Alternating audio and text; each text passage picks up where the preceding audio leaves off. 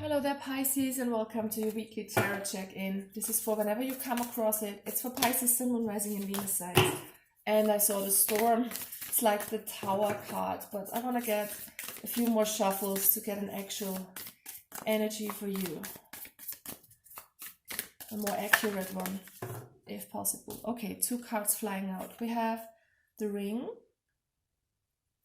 You know, everything is interconnected. There is this entanglement of souls on all kind of levels. You know, you're connected with everything that exists out there, with other beings and with universe, with nature, with everything that exists. Basically everything that vibrates is a creation of source, and you are connected here. And the Ring is also an energy of feeling, not only feeling interconnected with each and every one out there. It just feels like cycles and this wheel of fortune almost to me. It's, you know, the sense of never being done, this feeling of always having this repetition in your life. We will see how this turns out. We have another archetype card coming out, the Sword. So there is this division between masculine and feminine energy. It's about the mind and the heart, intuition and the logical thinking, and I feel like this is somehow divided at this time. So we have the interconnectedness and duality here. Very interesting. I feel like you are cutting through some truths, cutting through some old cycles possibly here, gaining some insights about life, about the universe and everything. You're kind of questioning stuff here and trying to get rid of an old cycle here. Trying to deal with polarity. This is polarity versus oneness. Alright, let's get one more card from the Osho Sand for Pisces. Or 2. What do we have? Unschuld, which is innocence, and Osho himself, the master. I have the feeling you are regaining a sense of, that sense of innocence here. Of your inner child, that purity I'm getting with the master here and with the innocence. Look at those bearded old guys. I feel like you, Pisces, are stepping into that mystic energy that is there for each of us to tap into. You are very much intuitive here. I mean, you are anyways, Pisces. You're very intuitive. But you are kind of regaining that.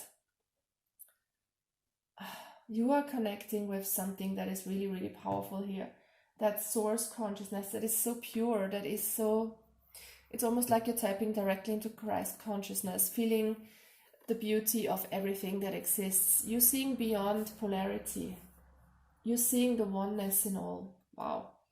That's a beautiful energy. Love it. All right. Let's see. What do we have here? I'm using the Game of Thrones tarot deck for all of you interested in the cards. Let's get 2 more shuffles for Pisces, Sun, Moon, Rising, and Venus signs. What are you dealing with? Pisces. The Empress. You're totally stepping into your power. This is feminine energy. I mean, feminine energy has been falling out all day. Doesn't matter if you're a man or a woman, actually. We all have feminine and masculine energy. And this is being receptive for intuition, tapping into that unconditional love, compassion towards yourself, towards others. That's Christ consciousness I'm feeling. This is you being open and being good and having that innocence about you, that wisdom about you. Let's clarify the Empress. You're taking your power back in any case, whatever you're dealing with here. Going for what you want. And it feels like you gain mastery over your head, mastery over your sorrows, mastery over anxieties, because we have the master here too. You are cutting out polarity. You see that fears and anxieties are just a construct of your mind. And if you have the trust in the universe, in who you actually are as a soul on a deeper level, you are overcoming this kind of energy, the worries, the anxiety, being a victim of circumstances.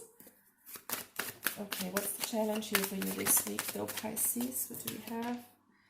The Fool. The challenge is to make a new beginning, to see things in a new light. So if you're not there yet, you know, the universe wants you to see things as a unity, as in opposition to things being separated by polarity. You know, this is the veil of illusion, Maya, as we call it in yoga.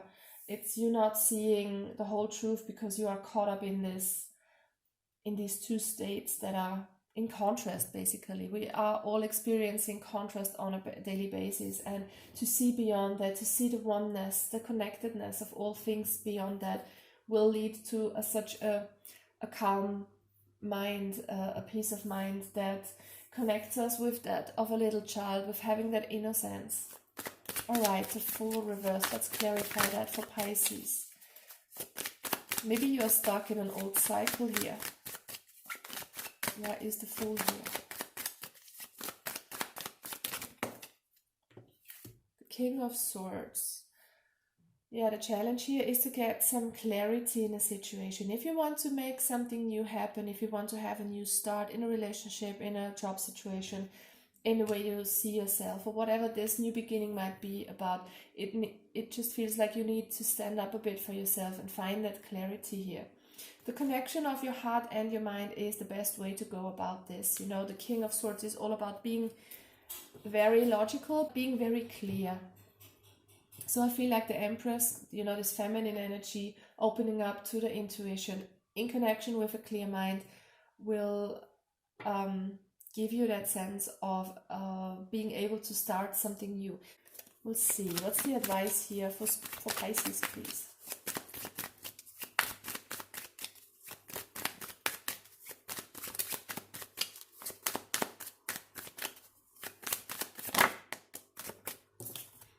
Open your heart to love, to intuition.